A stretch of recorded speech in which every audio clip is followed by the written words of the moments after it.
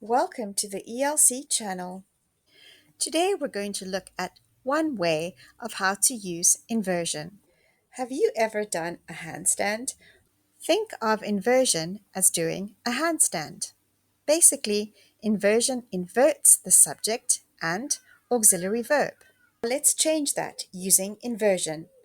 Not only is she beautiful, but she is also clever. As you can see, the auxiliary verb is inverted with the subject she. Study the dialogue. Hey Maria, how are you doing? I'm well, thanks. What's keeping you busy these days? Actually, I adopted a dog. Her name is Sandy. Wow, that's so cool. You sound like you're crazy about her. I am.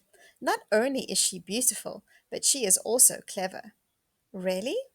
Why do we use inversion? Well, we use it to add emphasis. By using inversion to describe his new dog Sandy, John can really emphasize her positive attributes.